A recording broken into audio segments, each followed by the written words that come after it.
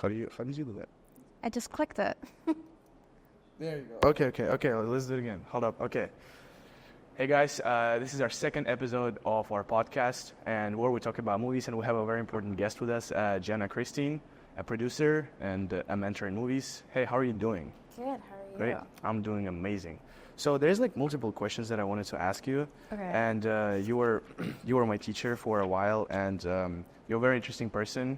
And I just wanted to like get to know your mindset and what do you think about film, and like how did you start? What got you into film?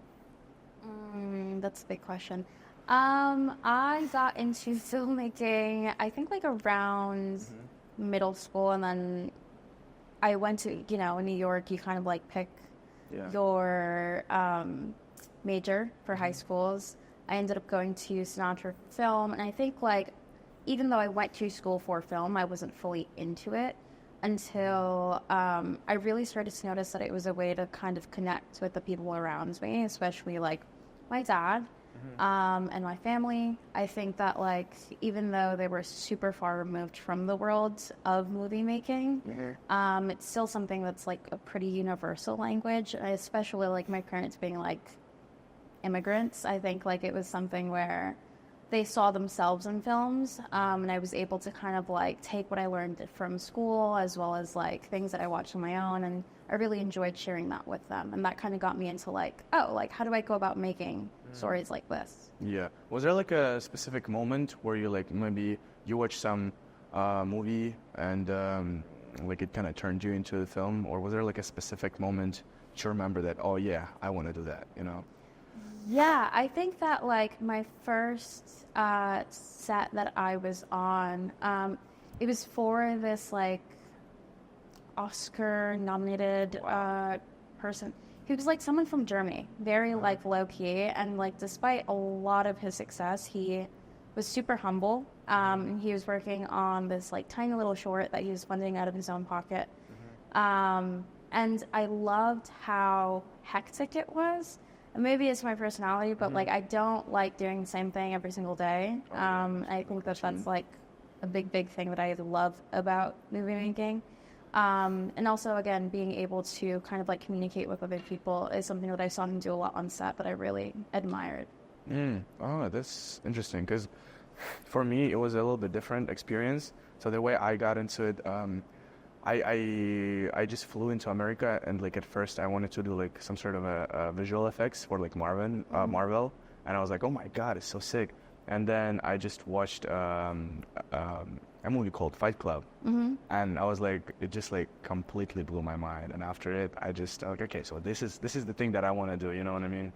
And so, and what would what would you say your most like the thing that you do and you like doing the most in the movie making process?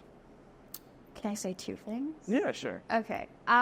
So my background is as an editor. I started editing since I was like 15 years old, and I think that I love looking at movies as puzzles. Everything in life is like a puzzle, and I think that especially with editing, there's 1,000 ways to solve something. Something that I really like telling like my students, and also just myself when I'm cutting something, is I could give this footage to 5 different people, and they would all look at it really differently based on like their resources, their background, and also just like their prior experience. And I think I also really love producing. And so after editing, I went into producing. But because of where I started, I think I also view producing in a similar way, where there's a bunch of problems that will come up at you. Different people will solve it in different ways. And I think that the way that you go about solving it is what makes you unique, and also kind of like an asset to your team. But kind of like looking at everything as a game is kind of the way to keep going and not burn out, I think. Yeah, honestly, yeah, I agree with this. And what does like film means for you? I think film means connection. I think, again, like sharing films with people that I care about, people that like have different perspectives and different backgrounds.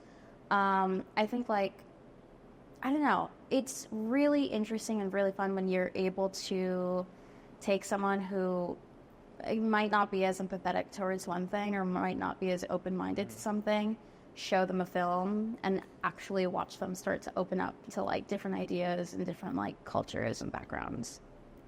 Yeah, like what is it? Like, it's interesting how like when watching a different film, every person could like see it differently, you know, and it's very, very interesting. And so, since you were like producing in producing, there's a lot of problem solving. And what would you say would be the most uncomfortable thing, or maybe like the most challenging thing when you were producing during your career? And Ooh, okay. yeah, and how did you handle it? Yeah. Okay, I think I think this is an ongoing like issue though. So it's really difficult to get into an industry where people don't look like you. This goes in tech, this goes in film, this goes in like finance, right? So like, I think as a woman, one, you're already breaking in, and I think that people look at you a little bit differently. But also two, like, you have to keep in mind I started working at a really young age. So I was like 15 years old, 17 years old, like cutting things that other people my age were not cutting. Yeah. And people look at you a little bit differently when everyone else in the room is like 30 or 40.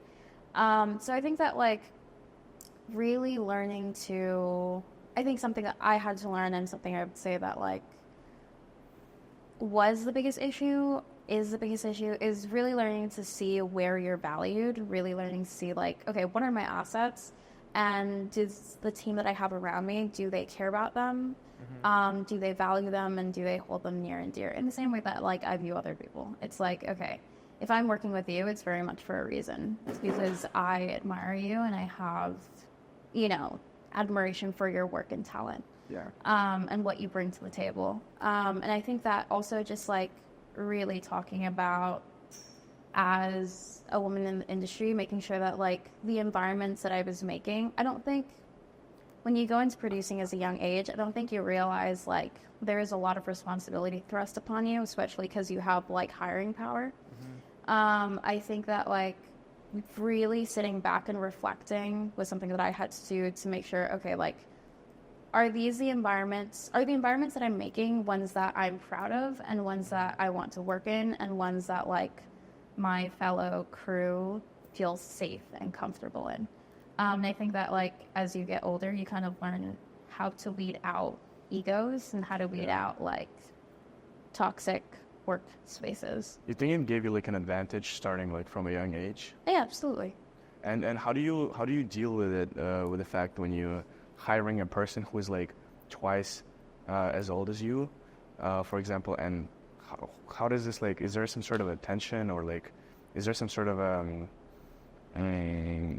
do I say it, like when you're producing at that young age and you're hiring a person who probably knows a lot more about gaffing and stuff, and when you have to make a certain choice, does it kind of like impact the relationship or not at all? I think you need to have a lot of trust, like, in your crew, and I think, like, when it comes to age or hiring someone older, I think the first thing, film is not a place for ego, and I think the first thing that you have to do is, like, let go of that. I think that's something that's really hard, again, especially for young people. I remember, like, when I first started off in film, I was like, I got this, I'll figure it out. And then, like, I hit my first few sets and worked, like, a bunch of overnights, and I was like, film is not something you do by yourself. Yeah. It's something that, like, again, you're only as strong as your team. So I think that, like, I'm very open to, I love working with people older than me, because I know that they know more, and I know that, like, I still have so much to learn. I'm, like, 22, you know? Yeah. And I think that, like, having that mindset kind of gives me the advantage versus like someone who's like, no, I only want to work with peers that are my age. Yeah. But yeah. Yeah, that's for sure. And that's also like when I filmed my first short film, because before that I was always trying to do everything by myself, like direct by myself. Okay, I don't need anyone. I need only an actor and camera and me. But then I filmed my first short film with like people who actually knew how to do film, and I blew my mind. And like, so I have a book where I write down like all the rules from like directing and filmmaking, and I started it from the 9th grade. And like rule number 1, people are everything. That's really cool. Yeah, and like the better your crew is, the better your film will be as well. And people are trying to and help you and push you. And what would you say would be your how do you find like A-tier people, or like people who are so talented, so professional, and that with them you will like succeed with 100%? Yeah, I mean, I think as a filmmaker, as a producer and a filmmaker, you have to know like everyone's gonna like mess up, and also especially a film set is the place where everyone's worst side comes out, because we're overworked, you're hungry, it's hot, or you're working in like awful conditions, right? But you're all there for like a greater purpose, which is like a story that hopefully you believe in, right? Yeah. So I think that like as a producer, being able to look at your team, when I'm building a team, I look at everyone individually and I say, okay, what are this person's strengths and what are this person's weaknesses? A great producer is able to identify both and then kind of counterbalance that with someone else's strengths and weaknesses. So if I know like, okay, this person is not so great at like organization, maybe this is something that they can work on, then maybe I'll pair them like with someone in the same department who is great at that. And that way you like kind of patch up the holes. In the same way that I know that like I have a bunch of strengths, I have a bunch of weaknesses, but like again, I am only as strong as my team. So making sure that my team also like is great at the things that I'm not, and being able to kind of like surrender to that a little bit. Yeah. Was there moments when you see your crew kind of fighting, and like maybe there's like someone who doesn't like someone person? How do you deal with that? Like interpersonal conflicts? I think like I feel like this is such a silly thing to say, but at the end of the day, it's true. Like, pulling people aside, obviously handling it with, like, calm and care, but also, like, realizing, like, we're not saving lives. Like, we're making a movie. We are not performing surgery. It is okay. At the end of the day, we'll go home and, like, you'll have made a really cool piece of art. But I think, like, also just when it comes to, like, conflict, being able to, big part of producing is, like, people, being able to have like that emotional intelligence and maturity to say like, okay, what are we actually upset at, what caused the conflict, and then how can I help like remedy this, whether that be like go meditate, take like like a 15-minute sometimes honestly it's silly, but it really really helps.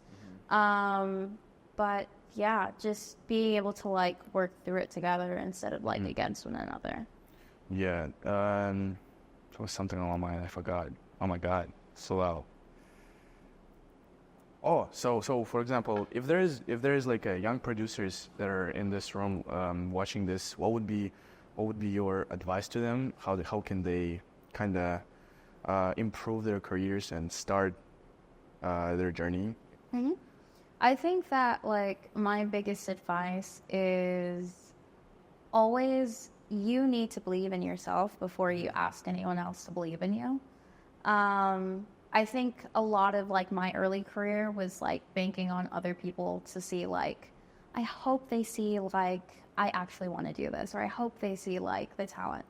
But unless you believe in it, no one's going to give you like the time of day, right? So I think like you being your first supporter, fantastic. You're like half the way there already.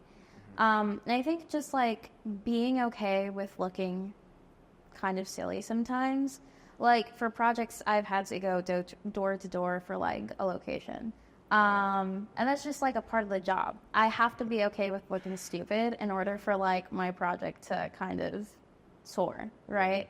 I think like, again, letting go of ego is a huge thing. And also like something that I think I struggled with really at a young age, and I still struggle with now, is like getting told no, right? Because I think that like sometimes people will hear the word no and say like, they'll shut down. They'll be like, like I shouldn't try, or like it'll keep them from actually going for what they want to go for. And I think like you're gonna hear no more than yes in this industry. So being okay with that and knowing that it's not like Kinda a like reflection of push you. through. Yeah, and knowing that maybe like there's something even greater out there for you. Yeah, I mean, there was like a quote someone said that I don't really remember. So like this no, the big no, it's like a wall that separates people who just stop after first no and people who are keep going. And this is why like most people win. Oh, I mean most people lose and only some people win. You know what I mean? Yeah, and yeah. So was there ever times when regarding the snow and coming back to the snow, was there ever times when you heard no so many times that you were kind of on the edge of giving up? Um, yeah, definitely. I think that when hold on. I think so. You know this about me, but I left school early because I went to college, pandemic hit, and then I was paying $40,000 to like shoot on my iPhone. Oh, yeah. Because they're like, you're not checking anything out. Yeah. But I think that like that was the first big no of a bunch of no's. And I think that like really it was like a lot of, because it was pandemic season and also like no one was hiring, no one was shooting. It was really hard to kind of like make it through that phase of like, okay, like I want to make art. I really like love doing this, but also at the same time, I think that like a lot of filmmakers have an interesting relationship with, and also realizing it once you're older, it's really difficult to kind of like make art and also make a living off of it and kind of like have firm boundaries all at the same time. Firm boundaries, like what do you mean? So like whether it be like, okay, you're applying to things and you're getting told no, that's not like that doesn't say anything about you. Or say you have a job, right? And I think this is the one I struggled the most with. You have a job, something you really love doing. For us, it's film, right? Yeah. I'm doing my film work, but people are contacting me at like 10 p.m. Being able to, because you're like associating the thing you love with also the thing that you're making money out of, it's really difficult to be firm in saying like, actually, this can wait until tomorrow. Like, I love my job. I love what I do. But also like putting a limit for other people and like their access to it too, if that makes sense. Yeah, I know what you mean. And was there, did you ever think that like earning money off of art would make you kind of like, or like making money off of art would make you love art in any way like less, you know what I mean? Yeah, honestly, that's a good question. I don't think so. I think that like from a really young age, I was always like a little weird one in my family. Like I always took risks. Oh, okay. My dad, I think I get that from my dad a lot. He like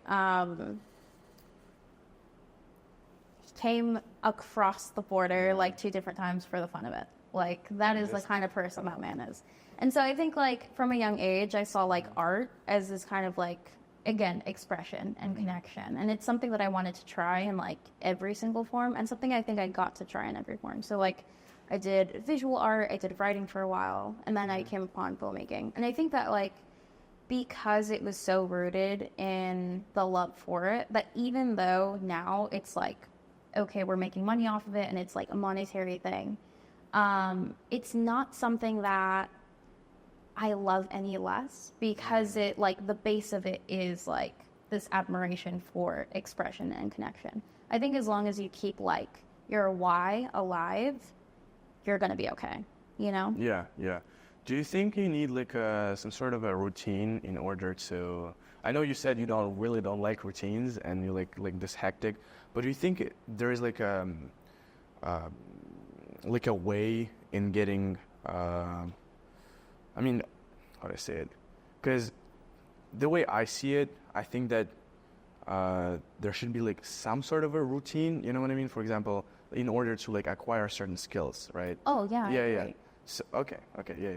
That makes There's sense. a quote that says, I think I shared it with you once. It's also by Shannon Lee. It's like, every opportunity I get to fail at something is something that I welcome, because the more I get to try at this one thing, the better I will become, and the more like second nature it'll be for me. Yeah. I think that like the more you go at something, it's like that like wash on, wash off thing from like Karate Kid. Like the more you do it, the better you'll get at it without realizing it. I think in terms of like me being hectic or like more, I don't know. I love routine in the sense that like I think it's what you need when you're doing film, because it is so chaotic, if that makes sense. Oh, yeah. The job is chaotic, so you do need routine. Like I go to bed at 10 p.m. You will find me asleep. Systems, right? Yes. Yeah. And then like wake up early, do your emails, do like set things up for yourself. But yeah. Yeah, so coming to rejections and the no's that we were talking about, there's a great quote that I took from Everything Everywhere All at Once. Every rejection, every disappointment has led you to have... every rejection, every disappointment has led you to where you are at this moment. So what do you think of it? I think that like, do you mean like in the context of things, or do you think like what did it mean in the film? Like in general. Yeah. I think that movie is a lot about, again, I watched that movie 5 different times with like 5 different people. Yeah, and every single time I think I took something different from it. I have to watch more times. How many times have you watched it? Only one. That In sucks. the theaters, I think a long time ago. I think that movie is about, deep down, about love, both like externally and also just leading with love. I think that like, again, making sure that rejection is not something that you internalize. Once you've realized or you start noticing that you're starting to internalize it, that's when you have a chip on your shoulder. That's when you start doing things out of like spite, because you want to prove people wrong. Yeah. Shannon Lee has this other quote where it's like, she talks about her dad a lot, Bruce Lee, obviously. And she talks about how her dad got into this fight once, and his opponent was really banking on winning, and he said, "I'm going to win this fight." And his dad like knocked him out in one punch because he was so focused on winning that he didn't really see the fight for what it was. Yeah. Right. So I think that like this whole like Everything Everywhere All at Once, it talks about a lot about love, self-love, and also being able to kind of just like flow through life with leading with who you are and not who like people want you to be. So making sure that you're seeing life, aka like the fight, for what it is and not for what you want it to be. That's so interesting, because I feel like sometimes there's like some people that are trying to do something, not necessarily what they want, but what they think people around them want. And because of that, they're not following their path, they're following other people's path, and they find themselves in this kind of a lost situation where they have something that they never wanted. You know what I mean? And it's very interesting. And also, the way I find it interesting as well is that sometimes we like chase the outcomes, and we would chase the outcomes in order to show other people, look, I have it, right? But you never think of how would you get it, and it's kind of there's like a enjoy the journey, the destination. Yeah. And like it's very like corny and like used so many times, but I just find it so much like pleasing, because in only this one word and sentence, there's so many things in understanding that you have to fall in love with the process and make like the process the goal rather than the outcome itself. Yeah, it's always the lame things that I think, the lame corny little things that like bring the most peace. Because I think that like before, you're kind of talking about like following someone else's path or doing things because you want to show like, okay, I got here, right? I think that's how like my journey started, where I was like, okay, I feel like, again, one, I'm kind of fighting against the odds here as minority, right? In kind of like big scary industry. And it was like, okay, I want to excel, not because there was a point where I was like, I want to excel not because I want to excel, or not because I want to like get to know more about this art form, but because I want to show that like I've done it, right? Yeah. I think like once you start applying like all of these philosophies, it's always like the corny ones that again like bring the most peace. Yeah, like never give up. Just do well, it. Sure. Yeah. So you said you've watched Everything Everywhere All at Once 5 times. Mhm. And the first time I watched it, I was like dying of laughter. And there was like this dog, and like you know, Yeah. at the moment. And there's also like a lot of references to other movies, like Deadpool, Tarantino, and then also won how many awards? Like all the Oscar ones. I think like 13 or something like that. Oh my God, this is crazy. Yeah. So, how do you see? Do you think you would want to create like more narrative movies, like in your future career, and like some? That's funny because I think I love narrative. Narrative is something I'll always have love for because that's where I started. Like in terms of editing and stuff like that. I think like my real love is kind of doc. Really? Yeah. Really? Well, because like there's nothing more exciting and more spontaneous than like life. I mean, It's unfolding like right in front of you. And the thing about doc is like, okay, here's the story I want to tell. I might not tell that story at the end of all of it. I might tell you a completely different one, but like it's 10 times better than the one I had originally pitched. You know? Yeah. Like this element of spontaneous. Interesting. I would never have thought of that. Like I thought. I was a narrative person through and through. No, a narrative or commercial. You know what I mean? I love commercial too, but I think, I don't know. I think there is also narrative in doc. That's the thing. You're just finding the narrative instead of like trying to manipulate it. I think with narrative, as much as I love it, I think a lot of the time, again, we're forcing things to be what we want them to be instead of what they are. And like Walter Murch, I don't know if you've read him, but he talks a lot about that. Where like he has this philosophy where it's like sometimes movies will try to be like, we'll try to have like a lot of force and a lot of like power and wisdom while also trying to be something completely different. And because it tries to be two things at once, it ends up being neither. And there's a lot of movies that are like that. They fall flat. And I think that, again, with doc, that's still super possible. But because of the nature of it, the filmmakers, like the entire crew, kind of has to fall to the will of the story. Yeah. And kind of life as it like progresses. So you also said that the filmmakers who are trying to please everyone, they're not pleasing no one, right? And I think it's a good point to like having some sort of a voice as a filmmaker and like not being afraid of that. Like, were you in some point of your career were kind of insecure, or maybe not insecure? What is it called? Not very confident in your voice, like the one that speaks. You know what I mean? Yeah, I mean, absolutely. I think that, like, despite, again, editing is something where you have a voice, but you're kind of understanding other people's voices and then kind of, like, turning it into a visual thing. Even though you're imparting, like, your skill and your prowess and all of that, like, it's a little bit more difficult to kind of find your niche and be able to say, like, this is my voice, like, because one day I could be editing a doc, the next day I could be editing a horror. And so the problem, or like the issue I think I found in that period was like, okay, how do I impart my voice on different genres and different stories that aren't really mine? I think like with producing, my voice is more so like, again, with my team and the environments that like I create.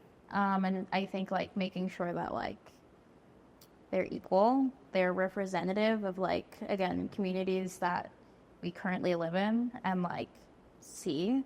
And we're elevating voices that need to be elevated.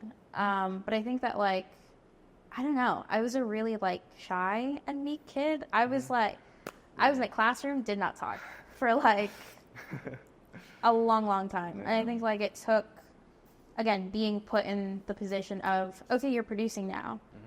I was like, how do I talk to like 30 different people? Yeah. Yeah, I know what you mean. And like, what do you think? How do you express your style? How does your certain style help you, or like, how does this voice in your style help you to edit and impact the story? Um, I think like for me, it took a while to realize that voice was a lot of like identity. It's also why it's something that I struggled with when I was younger because I was figuring out who I was. Still am, but I think that being proud of who you are and taking that into your work and also like aligning yourself with that kind of work. So like for me, a lot of that is like stories on family, stories on, again, first gen immigrants. I love that. So again, aligning myself with that and being able to connect and empathize with those characters a little bit more, I think really helps you see stories in a new lens. And then therefore, once you're editing, you're already looking out for like ways to say, okay, how can I make my audience also empathize with these characters that like I also relate to? Yeah, I agree. There was also I asked you to send me a list of your favorite movies, and I was a little bit surprised that you put in, I think, top one. I mean, it wasn't top, but like your first one was Kung Fu Panda 2. I love that movie. I love Kung Fu Panda 1, 2, and it's just so awesome. But I just didn't expect that you would put it on your list, you know? 2 specifically. Yeah. So 2 was animated by a woman. It was the first feature film that was animated alone by a woman. She was alone? Yes. No. So the other film, every other like animated film that's been directed by a woman has been like with like a man accompanying her. But this was the first time a studio like chose a woman and said, "Here you go, Merry Christmas. Do whatever you want with it." Because she was also like an animator before on the first one. And then like a producer saw how much she loved and cared about the story that she was like, no, you have to direct this. Like, you just have to. And I also think that like, for me, Kung Fu Panda 2, one, it's visually beautiful. Yeah. Like, the score is beautiful. But also, it was the first time I saw like, kind of like an atypical family on screen as a kid. I'm adopted. And that was the first time that I really saw, again, as silly as it is, it was the first time I saw this in a movie, again, as a kid. And it was kind of how, like, my dad helped explain, like, hey, like, this is kind of what our family is like, too. But in that same way, again, connection and, like, being able to, like, share something and 2 different perspectives, understanding, like, there is still love. And in the same way that this film expresses love, like, that is also true for us. So it's beautiful both in like the story, but also like very philosophical. So. Yeah. Yeah, Kung Fu Panda 2, and I watched it multiple times. When I was 7, I think it was my first time, and obviously I didn't get it, but I watched it again and again and again. Also, when I came to America, and like not so long ago, and I think Martin Scorsese was also saying like the thing that you watch a movie one time and then you watch it a year ago and it's a completely different movie, right? You also feel that way? Yeah, I mean, I think that like, I don't know. I especially like with Kung Fu Panda 2, but also especially like, again, Everything Everywhere All at Once. I watched the movie 5 different times, but it was the person that I watched it with that kind of influenced like what lens I saw it under. Yeah.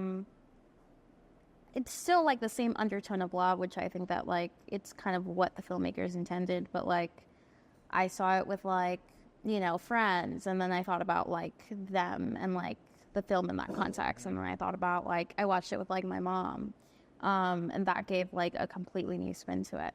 But I think like, again, even if you're looking at something from a technical perspective, like, okay, I'm just gonna look at like the visual language of this film.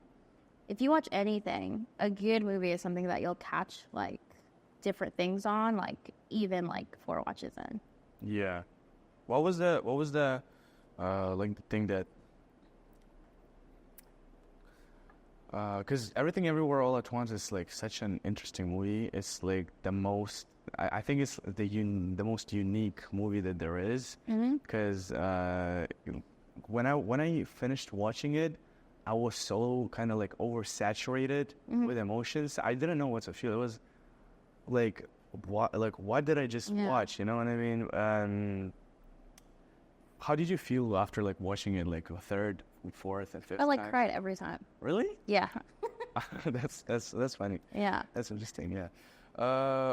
Okay, and also we have another movie. It's 400 Blows. Mm-hmm. And I think you told me that it's like French New Wave is one of your most favorite movements of cinema. Yeah, and I think like not because of why people normally like it. I think like I love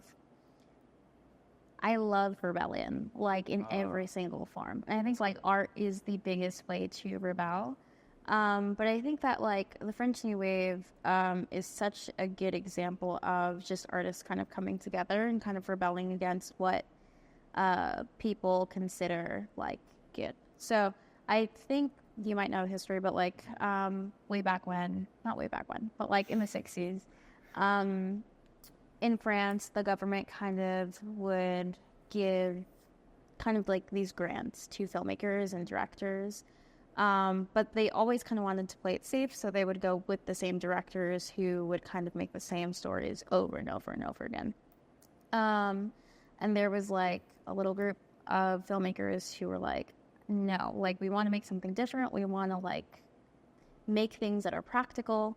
And a lot of their shots came from the fact that like they didn't have a lot of funds, but they still wanted to make art and wanted to make art so badly that they didn't care if they failed at it. They just went for it.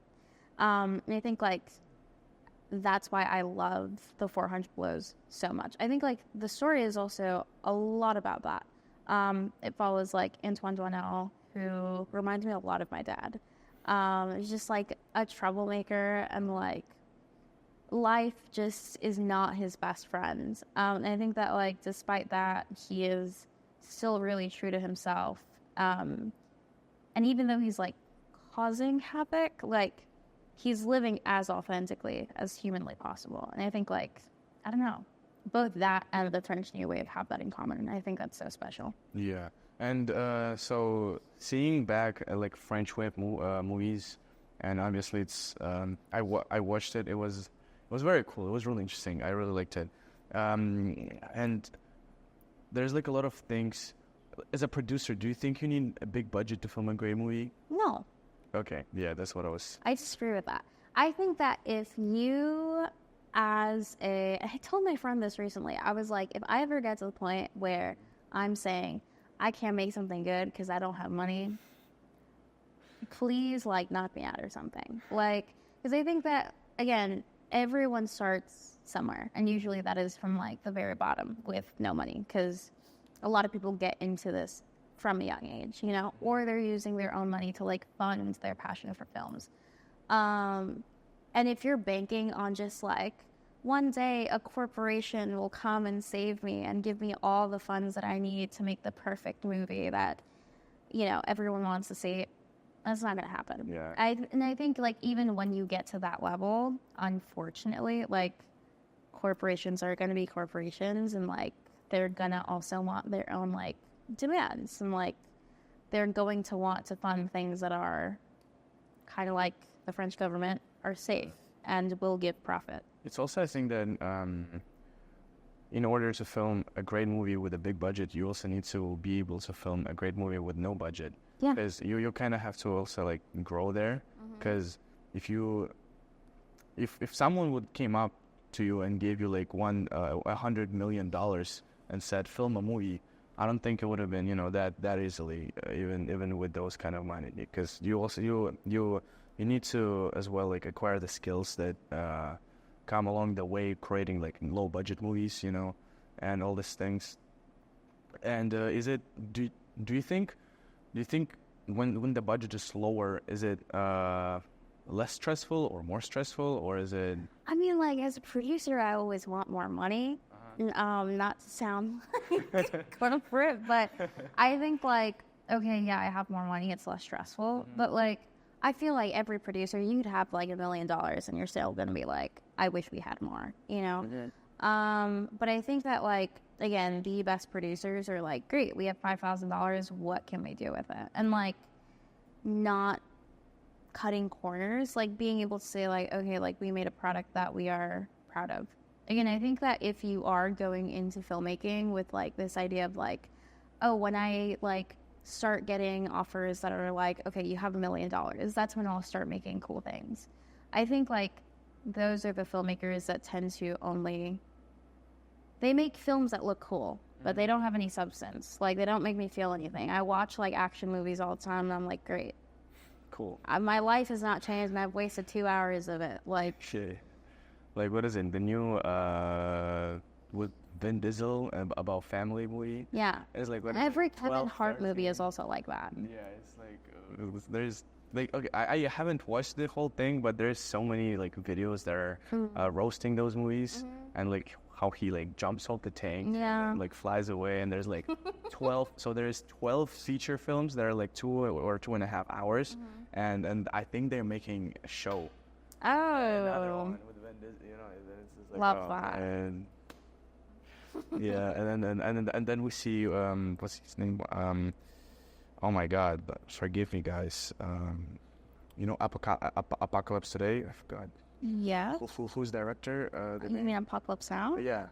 Forget the director. I'm not a film bro. Oh, really? Yeah. No, it was what was his name?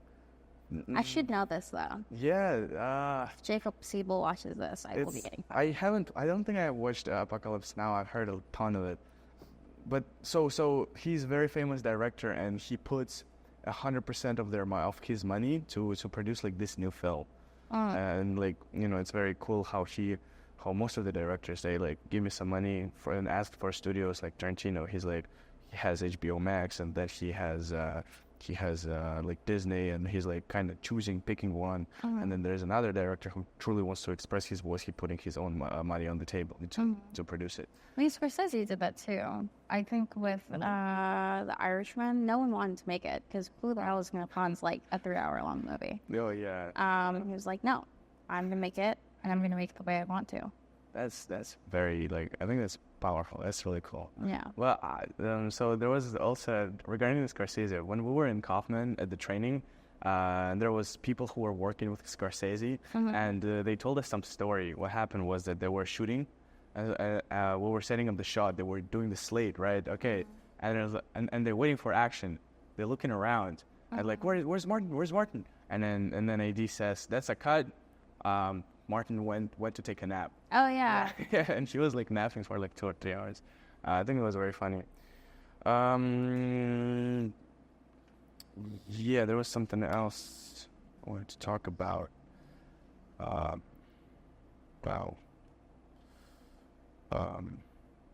Oh, The Eternal Sunshine of the Spotless Mind. Oh, how many times have you watched that movie? Like 3. Oh, really? I watched it only once or twice. Saw it in theaters recently. Really? Yeah, it was like a completely different experience. It showed at, I think, like Alamo. Oh, yeah. Yeah. I think that movie is so well edited. Like, it has such good pacing. It's like quirky, but also like so depressing. Yeah, it's it's also like depicts this very interesting topics and themes that when you watch it every single time, you kind of like, again, find something new and interesting. And there was a quote: "Blessed are the forgetful, for the better of their blunders." Something like this, I think. And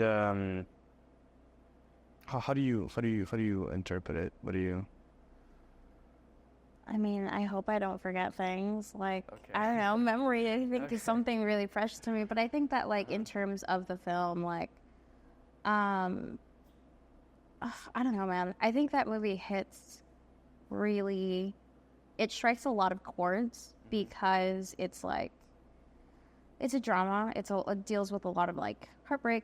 It deals with like what it is like to kind of like lose love, but also then like, I don't know, once the science fiction aspects of it kind of gets introduced, like if you look at the editing, it's kind of felt like an action movie. And so it like kind of like tickles a different part of your brain. But yeah, I don't know. I love What is the difference in between like an action movie editing and, for example, like a rom-com? I mean, like pacing, rhythm. Like, I think like when I'm working on action, it's like for your cuts, making sure that like things are plausible in people's brains. The thing with like, again, everything in film has psychology, especially editing, because like you're using science, you're like tricking the human brain like actively into believing that there's something there that does not exist, right? So like you're tricking them into believing a story, into believing in a world that does not exist, and also into action. I think that like with action films, because a lot of the times you're doing like you're working with like stunt coordinators and like again these are big scenes, you are cutting quicker because sometimes you're not going to have your actors like punch someone full force. So like in order to like make that like slap hit punch actually like land, you're gonna like amplify it with like the way you cut around things, and also like infusing it with emotion I think is also important. So like it's not only just like legs and arms being thrown around, right? Like you're getting into the headspace of the character. So it's like when I go into that, I go, okay, like who am I focusing more on? Who has the power in this scene? And like, how are they feeling? Yeah. What do you think would be like the best way to like learn all those aspects of editing? And if there are some ways, what would be also like the books that you would recommend to read for some editors? Oh, okay. I love In the Blink of an Eye by Walter Murch. It is like my Bible. I've read that book like 5 different times. And I think the best way to learn editing is to do it. Edit. Yeah, because like honestly, and the thing with like tech is like also newsletters are super important. Not newsletters, but like news sites. There's like literally specific sites. I forget them now, but I'll give them to you. Okay. That are just film related. It's like news, but for film. Yeah. Oh, that's awesome. And I think like with tech, something new drops like every single day. So like as an editor, you have to be like on your shit. I think like doing it and also just like practicing different genres. Because like, okay, I start to edit like comedy. People are going to start to get to know me for my comedy films. And then I'll be stuck in the box, right? I think that's also something that like I try to stay away from as an editor is like playing with everything. You're a lot stronger, once you understand, like, again, like, okay, what does rhythm look like in comedy? What does, like, rhythm look like in horror? And, like, the different elements and tropes behind each. So, and coming back to the tech, what do you think of AI and if it would destroy our movie industry or the artists? I'm not a fan of AI, but, like, sometimes it helps. I'm not gonna lie. But I don't know. I think that, in terms of if I'm creating like subtitles, captions, stuff like that, me and AI are like this. But what about like the Sora, the one that... Yeah, I don't know. That's really scary. That like icks me out. I don't like to think about it. I think if you were to ask Ed, it makes him nauseous. Yeah. I don't know. Yeah, it's very interesting. But honestly, I think that AI will never be able to like recreate some sort of a soul of the film. Like when you watch some sort of a movies that are so personal, like you can see that there was soul in there. Like maybe like something that triggers you. You know what I mean? Yeah, but I think to counter. People are patterns, right? If you study something enough, like it's like, okay, what about these movies worked? What didn't? And whether it be like, oh, they're holding on this character for 5 seconds longer than the other one. Fantastic. Let's like start doing that. Okay. I think that like, unfortunately, a lot of filmmaking is like not repetitive, but like there are a lot of patterns, right? Like three act structure and all of Not only that, but like people take inspirations from other things. Like everything kind of has this like waterfall effect. But they filter it through their own. Yeah, you know what I mean? That's the thing that AI doesn't have. Yeah. Yet. Okay. But I don't know. I don't like thinking about that. But if AI would create like similar movies to each other and like through the same patterns that we have, wouldn't they like become like generic? You know what I mean? Yeah. Yeah. Okay. Same thing with people, though.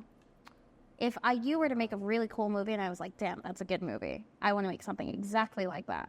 When you don't put A bunch of like student filmmakers do that all the time. Really? No, but they also Yeah. felt like they can do like I think like a parody or something, right? Like make it very similar. Yeah. But they will never. I think they will never recreate the same exact movie. Like they will add something personal in it. They will like. That's true, but I feel like the issue with like student filmmakers, especially in college, is like a lot of people are like, oh, I want to be like the next like Tarantino. yeah, Tarantino, Wes Anderson, whatever. And instead they're so focused on that instead of being like, okay, who am I as a filmmaker, as a human being, and like what do I want to say? Yeah, they forget about like their like voice. Yeah. Right? Yeah. That's very awesome. I think like having the voice in the industry is like very important. You know. But yeah, how many minutes do we have? 5. Well, wait, what time is it? What? All right, okay. All right, thank you very much, guys, for watching. It was Jianna, Kristine, and thank you very much. Appreciate it. Thank you. Hell yeah. Awesome. That's a cut. Thank you. Great. Hold on. Wait. Let me, hold on. Where's my phone? Room tone? Let me tell. All right. You do. Nah, actually. Okay. Quick, episode 2 of the podcast. Alright, that's a cut. Oh yeah, hold up, bro. Quick video. Yeah, guys. Hold on, quick video. Hey, we just finished the podcast episode with who? Hello. Sick. All right. Awesome, guys. Thank you very much, everyone. Oh my God, guys, really, dude, I appreciate your help, really. All right, thank you, guys. Yo, really, thank you very much, bro. Dude, thank you so much, bro. Appreciate it. All right.